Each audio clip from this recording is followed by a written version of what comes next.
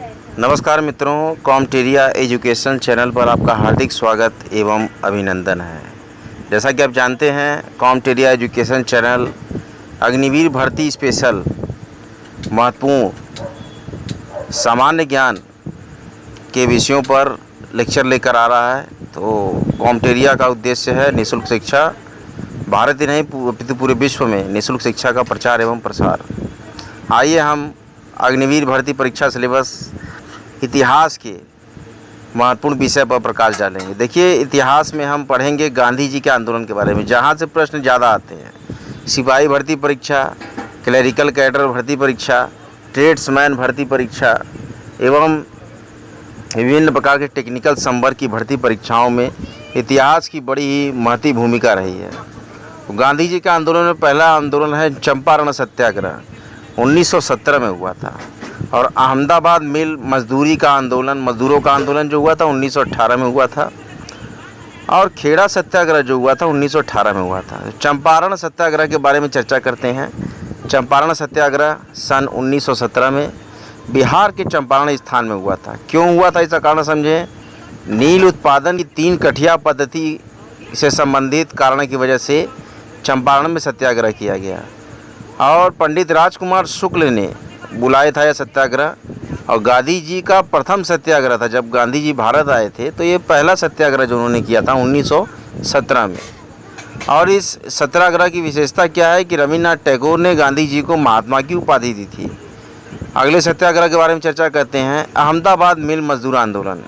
अहमदाबाद मिल मजदूर आंदोलन जो है 1918 में हुआ था, गुजरात राज्य के अहमदाबाद शहर में।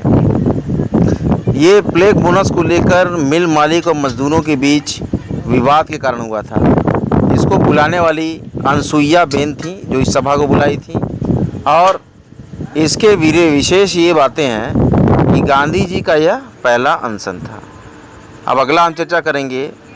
9 जनवरी 1915 को गांधी जी भारत वापस आए थे। और 9 जनवरी को इसीलिए प्रवासी दिवस जो आप जानते हैं, भारतीय प्रवासी दिवस जो आपने सुना, जो कि बड़े लंबे स्केल पर मनाया गया अभी, तो 9 जनवरी को गांधी जी वापस आए थे, इसलिए 9 जनवरी को प्रवासी भारतीय दिवस मनाया जाता है, प्रवासी दिवस। और गांधी जी के जो राजनीतिक गुरु थे वो थे गोपाल कृष्ण गोखले।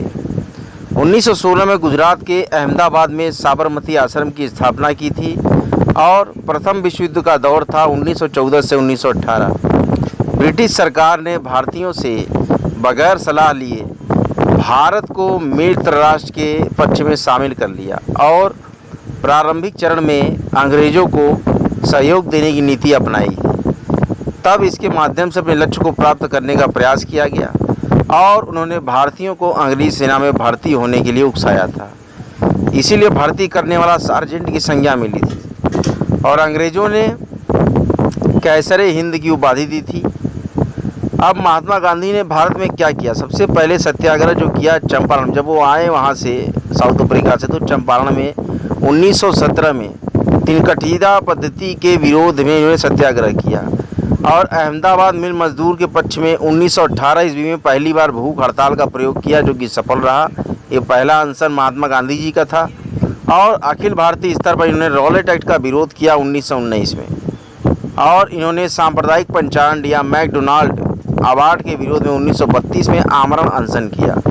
और इन्होंने गुजरात में 1918 में खेड़ा आंदोलन भी किया। खेड़ा आंदोलन में क्या किया इन्होंने? सन 1918 में अकाल के बावजूद किसानों से और गुजरात के स्थान पर क्या कि किसानों से ज़बरदस्ती राजस्व की वसूली की जा रही थी, अकाल होने के बाद भी। इसके बाद रॉलेट एक्ट हुआ।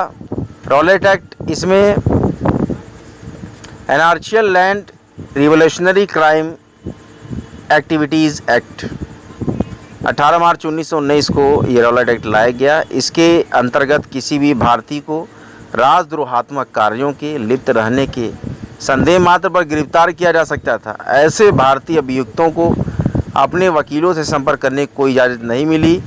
और बिना अपील, बिना दलील, बिना वकील का कानून बताया गया। इसको काला कानून कहा गया, इसलिए रॉलेट एक्ट बहुत इंपॉर्टेंट है। अग्निवीर एस्पिरेंट याद रखें, रॉलेट एक्ट का प्रश्न जरूर आएगा। गांधी जी ने इस अधिनियम के विरोध में अखिल भारतीय स्तर पर प्रथम सत्याग्रह रॉलेट सत्याग्रह प्रारंभ किया था। अगला जो कि आप बहुत ही पुराने समय से पढ़ते आ रहे हैं, जलियांवाला बाग हत्याकांड। देखिए, इतिहास की बड़ी महती भूमिका है जनरल नॉलेज में। तो जलियांवाला बाग हत्याकांड 13 अप्रैल 1919 को अमृतसर के स्थान पर हुआ। जिला अमृतसर था। 19 अप्रैल को स्थानीय लोगों के द्वारा पंजाब के दो अत्यंत प्रिय नेता सत्यपाल और सैफुद्दीन किचलू की गिरफ्तारी के विरोध में एक शांतिपूर्ण विरोध सभा का आयोजन किया गया था। सेना जनरल डायर ने वहां उपस्थित होकर बिना किसी पूर्व चेतावनी के निहत्थी भीड़ पर अंधाधुंध गोलियां बरसाईं। इसमें सरकारी रिपोर्ट के अनुसार 389 लोग मारे गए और लगभग 1200 के आसपास लोग घायल हुए। इस कांड के विरोध में रविन्द्रनाथ टैगोर ने अपनी सर नाइटहुड की उपाधि भी त्याग दी। ये क्वेश्चन आता है कि रविन्द्रनाथ टैगोर ने किस कांड के विरोध में अपनी सर नाइटहुड की उपाधि त्याग दी? तो जलियांवाला बाग हत्याकांड। और इस घटना को जांच करने के लिए लॉर्ड हंटर की अध्यक्षता में हंटर आयोग की स्थापना की गई। अब देखिए, खिलाफत आंदोलन की बात करते हैं। सन 1919 से सन 1922 तक पहले अली बंधुओं ने किया था इसका नेतृत्वकर्ता, और ये 13 अगस्त 1920 को की गई थी। और बाद में गांधी जी ने इस आंदोलन का नेतृत्व किया। मोहम्मद अली, शौकत अली, और उसके बाद गांधी जी ने खिलाफत आंदोलन का नेतृत्व किया। अबुल कलाम आज़ाद ने आंदोलन के प्रचार के लिए अल हिलाल और कामरेड पत्रिका चलाई थी। तो अल हिलाल और कामरेड पत्रिका किसने चलाई? देखिए, एक प्रश्न निकल गया, अबुल कलाम आज़ाद। कारण क्या था खिलाफत आंदोलन का? गांधी जी मुसलमानों को भी राष्ट्रीय आंदोलन में जोड़ना चाहते थे। और तुर्की के खलीफा पूरे विश्व भर में मुसलमानों के गुरु हुआ करते थे। उनके साथ अनैतिक बर्ताव ब्रिटिश सत्ता द्वारा किया जा रहा था। इसके विरोध में मुसलमानों ने भारत में खिलाफत आंदोलन की शुरुआत की। इस आंदोलन में गांधी जी का महत्वपूर्ण योगदान रहा। इसके बाद गांधी जी ने असहयोग आंदोलन चलाया सन 1920 से 1922, और कांग्रेस के कलकत्ता अधिवेशन, जो कि 12वां अधिवेशन था, इसका आयोजन हो रहा था। 1920 में 2 अधिवेशनों का आयोजन किया गया था। एक कलकत्ता में विशेष अधिवेशन और एक कांग्रेस का वार्षिक अधिवेशन नागपुर में किया गया था। असहयोग आंदोलन पारित कर दिया गया ये वार्षिक अधिवेशन में नागपुर के, लेकिन विरोध हुआ कलकत्ता अधिवेशन में। देखिए, असहयोग आंदोलन को नहीं पारित किया गया, और इसकी अध्यक्षता की थी लाला लाजपत राय ने। प्रारंभ में मोतीलाल नेहरू, CR दास और एनी बेसेंट इस आंदोलन के खिलाफ थे, लेकिन बाद में मोतीलाल नेहरू ने इस आंदोलन का समर्थन किया, असहयोग आंदोलन का। एनी बेसेंट ने इस आंदोलन को मूर्खतापूर्ण कार्य के रूप में बताया था। अब देखिए, अगला जो बहुत ही महत्वपूर्ण मैं आपको बताने जा रहा हूँ, साइमन कमीशन। सन 1919 को चेम्सफोर्ड सुधार अधिनियम का मूल्यांकन करने के लिए 7 सदस्यीय संख्या में साइमन कमीशन, जिसकी संख्या 7 थी और जो कि सब के सब ब्रिटिश सदस्य हैं। यही बात भारतीयों के द्वारा इसके विरोध किए जाने का कारण बना। Simon commission go back. Lala Lajpat Rai ने कहा, साइमन कमीशन गो बैक। 8 नवंबर 1927 को, और इसका सचिव थे लॉर्ड बर्कनहेड। साइमन आयोग 3 फरवरी 1928 में भारत पहुंचा, और लाहौर में साइमन आयोग के विरोध में लाठीचार्ज हुआ, जिसमें लाला लाजपत राय बुरी तरह से घायल हो गए।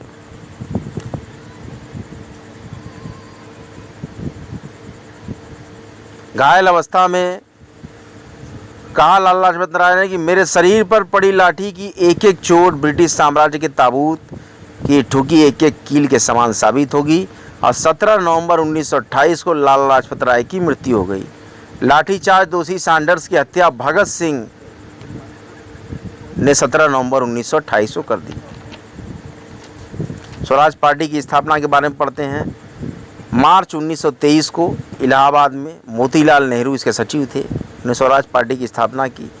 CR दास मोतीलाल नेहरू के द्वारा स्वराज पार्टी की स्थापना की गई, और इसका उद्देश्य था कि विधान परिषदों के चुनाव में भाग लेना। इस पार्टी ने भारत को स्वराज की प्राप्ति में सहयोग देना और ब्रिटिश साम्राज्यवादी व्यवस्था को समाप्त करने की अपना लक्ष्य बनाया। 1925 के चुनाव में स्वराज दल को मध्य प्रांत में पूर्ण बहुमत, बंगाल में, यूपी में, बम्बई में प्रधानता और केंद्रीय विधानमंडल में 145 में से 48 स्थान प्राप्त हुआ, और गांधीदास समझौता 1924 में हुआ। अब बड़ा ही महत्वपूर्ण आंदोलन है चौरी चौरा कांड। देखिए, 5 फरवरी 1922 को गोरखपुर में, यूपी के गोरखपुर में, गोरखपुर के स्थायी निवासियों द्वारा एक थाने में 21 सिपाहियों को थाने के अंदर बंद करके आग लगा दिया गया। गांधी जी ने इस आंदोलन को हिंसात्मक आंदोलन के रूप में बताया और हिंसात्मक बताकर 11 फरवरी 1922 को समाप्त करने की घोषणा कर दी। इसे वापस लेने के बाद भारतीय राजनेताओं ने काफ़ी आलोचना की और सुभाष चंद्र बोस ने कहा था कि राष्ट्रीय संकट है ये। गांधी जी के इस फैसले से असंतुष्ट होकर कुछ नेताओं ने अलग अलग पार्टी की स्थापना की थी। ये था चौरी चौरा कांड। और असहयोग आंदोलन में मैंने बताया 1920 से 1922 कांग्रेस के कलकत्ता अधिवेशन आयोजन हो रहा था और 1920 में 2 अधिवेशन आयोजित किए गए। एक विशेष अधिवेशन कलकत्ता में हुआ था जिसमें असहयोग आंदोलन को नहीं पारित किया गया और वार्षिक अधिवेशन नागपुर में हुआ जिसको कि असहयोग आंदोलन पारित कर दिया गया, जिसकी अध्यक्षता वीर राघवाचारी ने की। और इस कलकत्ता अधिवेशन की अध्यक्षता लाला लाजपत राय ने की। और पहले मोतीलाल नेहरू, सीआर दास, एनी बेसेंट आंदोलन के खिलाफ थे, लेकिन बाद में मोतीलाल नेहरू ने असहयोग आंदोलन का समर्थन किया और एनी बेसेंट ने इस आंदोलन को मूर्खतापूर्ण कार्य के रूप में बताया। शुरुआत में S N Banerjee, Madan Mohan Malviya, CR Das, Vipin Chandrapal, Mohammad Ali Jinnah, Shankar Nair, sir Narayan, Chandavarkar इस प्रस्ताव के विरोधी थे। फिर भी अलू बंधुओं और मोतीलाल नेहरू के समर्थन में यह प्रस्ताव कांग्रेस ने स्वीकार कर लिया।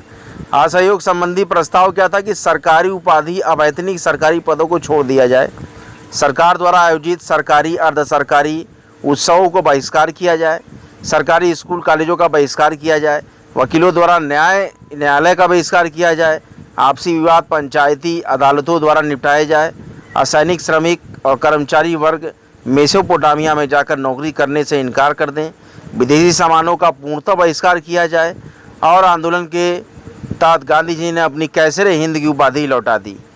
और यह आंदोलन 1 अगस्त 1920 को प्रारंभ हुए। सारे असहयोग आंदोलन के बारे में हमने बताया आपको, तो इतना महत्वपूर्ण रहा यह आंदोलन।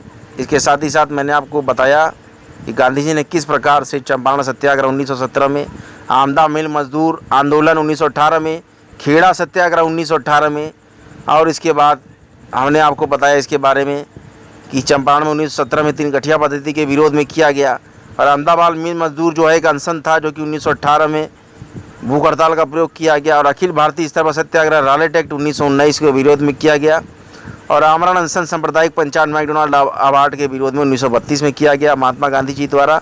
इस सारे भारत में आंदोलन हुए थे जब महात्मा गांधी आए थे साउथ अफ्रीका से भारत, और खेड़ा सत्याग्रह 1918 में गुजरात में किया गया। इस प्रकार से सारे महत्वपूर्ण आंदोलनों की हमने चर्चा की। इस चर्चा परिचर्चा का क्रम आपको कैसा लगा? अग्निवीर भर्ती परीक्षा के लिए बड़े ही महत्वपूर्ण नोट्स में ये मैंने आपको इम्पॉर्टेंट पॉइंट पढ़ाया। बने रहें, जमे रहें हमारे महत्वपूर्ण चैनल कॉमेटेरिया पे और इसी प्रकार से अग्निवीर भर्ती परीक्षा की तैयारी करते रहें। हम जनरल नॉलेज के सेक्शन में कल भूगोल के सेक्शन को पढ़े थे, आज हमने इतिहास के महत्वपूर्ण टॉपिकों को देखा। इसी तरह से हम सामान्य ज्ञान, current affair, physics, chemistry, mathematics और जितने भी महत्वपूर्ण अग्निवीर, सिपाही भर्ती, ट्रेडमैन भर्ती, क्लर्क भर्ती एवं यक्स ग्रुप और वाई ग्रुप की भर्ती, टेक्निकल भर्ती, रेडियो ऑपरेटर, सभी परीक्षा के लिए अग्निवीर के, अग्निवीर आर्मी, अग्निवीर वायु, अग्निवीर नौसैनिक, इस सारे भर्तियों के लिए हम महत्वपूर्ण विषयों पर चर्चा परिचर्चा करेंगे। कॉमेटेरिया यूट्यूब चैनल को आप सब्सक्राइब कर लें। जो भी अग्निवीर एस्पिरेंट हैं, जो भी अग्निपथ योजना में अग्निवीर बनना चाहते हैं, वो इस चैनल को सब्सक्राइब कर लें कृपया। और देखिए 25 जून को विज्ञापन आने वाला है अग्निवीर नेवी का, तो उस विज्ञापन को ज़रूर देखें। मैं 25 जून को जब विज्ञापन आएगा एक छोटा वीडियो बनाकर उसके डिस्क्रिप्शन लिंक में पूरा विज्ञापन भी डाल दूंगा। बने रहें, जमे रहें हमारे एजुकेशन चैनल कॉमेटेरिया पे। जय श्री राम, जय माँ गंगा, हर हर महादेव।